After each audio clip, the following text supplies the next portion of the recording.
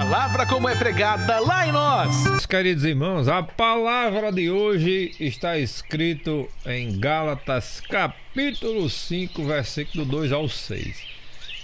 Gálatas, que é uma carta escrita por Paulo à igreja da região da Galácia, capítulo 5, versículo 2 ao 6.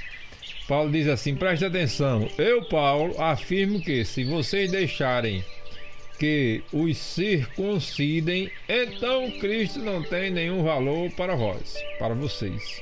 Repito isto mais uma vez, para qualquer homem que deixar que o circuncidem.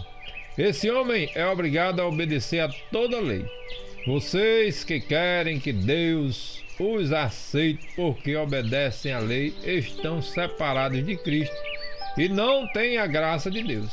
Mas nós temos a esperança de que Deus nos aceitará, e é isso o que esperamos pelo poder do Espírito de Deus que age por meio da nossa fé. Pois, quando estamos unidos com Cristo Jesus, não faz diferença nenhuma estar ou não circuncidado. O que importa é a fé que age por meio do amor. Paulo estava aqui, irmãos, numa questão meio complicada com aqueles camaradas que se diziam ser mais santos do que todo mundo e queriam obrigar que os costumes judeus fossem implantados no meio de todos aqueles que se diziam agora ser cristãos ou que aceitaram a Jesus. Quando Paulo começa no versículo de número 1 do capítulo 5, dizendo, foi para a liberdade que Cristo nos libertou. Aí ele diz, portanto, permaneçam firmes e não se deixem submeter novamente a um jugo de escravidão.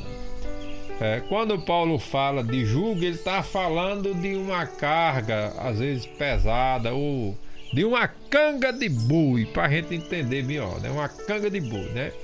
Irmão Miranda, o que seria esse jugo? Paulo chama a atenção da igreja da Galácia referente a uma postura inadequada que aqueles judeus, tinham naquela época, né?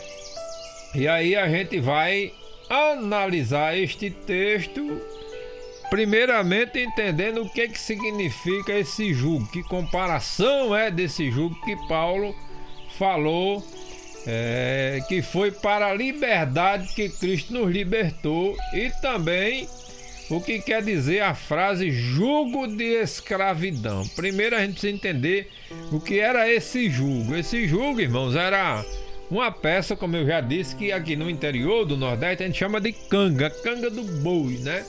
Lá já para o sul do país, os camaradas chamam de jugo, né? É uma peça grande de madeira que você bota entre um boi e outro para que eles possam andar ali unidos no mesmo passo, no mesmo compasso, certo? E aí eles puxam uma carroça, puxam uma campinadeira, né? A campinadeira é um arado. Para quem não sabe o que é um arado, né? Que os bois saem puxando e saem arando a terra. Isso é também, aqui a gente chama de canga, mas lá para o sul do país os cabas chamam de jugo, né? Então esse jugo que Paulo fala, ele fala o jugo de escravidão, que significa o que, Miranda? Significa submissão, obediência ao extremo, domínio, opressão, sujeição, né? É como que o camarada fosse um escravo que vivia sob o domínio do seu dono, né? Então você tinha que fazer tudo aquilo que o camarada mandava. Quando o apóstolo Paulo fala sobre não se deixar submeter novamente a um jugo de escravidão, ele está advertindo aos cristãos da Galácia a não se deixarem levar pela opinião de alguns judeus, possivelmente convertidos ao cristianismo, e que achavam que precisavam manter os costumes da lei judaica mesmo após eles se tornarem cristãos. Eu não estou falando daqueles costumes que estão repetidos no Novo Testamento, não. Aí tudo bem, era para se cumprir mesmo, é para se cumprir mesmo. Mas eles queriam implantar tudo aquilo que eles achavam, ou seja, pelo o legalismo deles, no meio de todos aqueles agora que aceitavam a Jesus na igreja da Galácia, né? Então, Paulo está aqui advertindo aquele que acreditava que precisava seguir a lei judaica, é escravo da lei judaica. Em outras palavras, essa pessoa está sob o jugo da lei judaica. Era isso que Paulo estava dizendo para eles. Então, por causa das interpretações particulares, alterações, acréscimos da lei de Deus por parte desses judeus, o jugo que eles forçaram sobre os ombros do povo consistiam em que? Num legalismo sem fundamento bíblico, sem base bíblica. E se nós formos analisar, essas coisas trazendo para a prática de hoje, também continuam até hoje muitas coisas desse jeito, né? Às vezes você chega num canto e o camarada quer implantar esse legalismo sem fundamento bíblico na nossa cabeça, nos nossos ombros, querendo que a gente faça aquilo que não está escrito na palavra de Deus. Irmão Miranda, e o que é que está escrito na palavra de Deus que nós devemos fazer? Paulo está dizendo aqui, ó, foi para o que Cristo nos libertou? Para sermos livres. Livre de quê? Do jugo do passado, de toda aquela carga ruim que nós carregávamos, que Cristo nos libertou. Mas quando foi que Cristo nos libertou? No momento em que nós confessamos a Ele como nosso Senhor e nosso Salvador. Então você veja, tudo que Paulo fala traz para um só lugar. O andar em Cristo Jesus. O andar em Cristo, o viver em Cristo, nos traz a liberdade. Veja bem, existe liberdade, existe libertinagem. Tem gente que aproveita, às vezes, o momento, a situação, para andar em libertinagem. Não é assim. Paulo chama a atenção para a liberdade em Cristo. O que é a liberdade em Cristo? É que o jugo do passado não me persegue mais.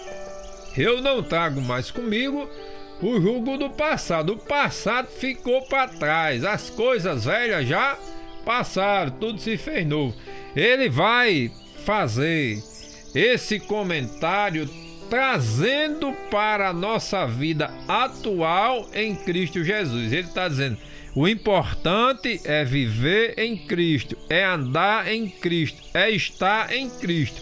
Porque se eu estou em Cristo, eu sou nova criatura e as coisas velhas não me pertencem mais, elas já ficaram para trás e a Bíblia diz que o Senhor jogou elas no mais profundo mar do esquecimento.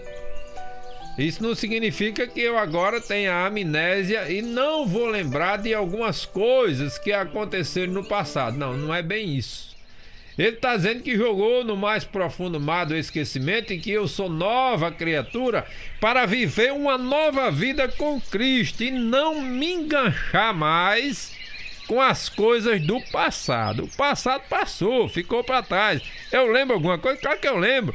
Não no sentido de mais estar jogando na cara, de fazer vergonha aos outros, não, de jeito nenhum. Por isso que ele diz, Cristo nos chamou para quê? Para a liberdade. Agora eu estou livre do passado, eu sou nova criatura. A minha vida tem um novo recomeço com Cristo Jesus. Por isso que ele diz, permaneçam firmes. E não se deixem submeter novamente. Ele está dizendo, não olhe mais para trás. Não volte mais atrás. Porque o teu passado não te pertence mais. Ai, irmão Miranda, mas quem não tem passado não tem futuro. É verdade. Mas o seu passado, você tem que lembrar dele apenas no sentido da edificação. Quem eu era e quem agora eu sou. Porque Cristo me salvou, Cristo me tirou lá do lamaçal do pecado para me fazer uma nova criatura. Então, em Cristo Jesus, eu sou nova criatura e vou ver futuramente o lugar santo dos santos. Eu vou estar com Jesus lá no Santo dos Santos, mas eu preciso entender que eu tenho que permanecer firme e não me submeter mais, ou seja, não voltar mais ao jugo do passado. Aquela escravidão que eu vivia, ela acabou na minha vida, ela já passou e hoje eu vivo aquilo que a Bíblia diz, em novidade de vida em Cristo Jesus. Eu vivo em novidade de vida em Cristo Jesus, para alcançar a coroa da vitória que já está me preparada. Por isso que no final Paulo diz: acabei a carreira, mas eu guardei a fé. Então você precisa guardar a fé. Eu preciso guardar a fé. Para isso, nós precisamos estar firmes em Cristo Jesus, para alcançar a coroa da vitória e chegar ao Santo dos Santos e morar no céu com Jesus para sempre. E que Deus nos abençoe em nome de Jesus. Amém.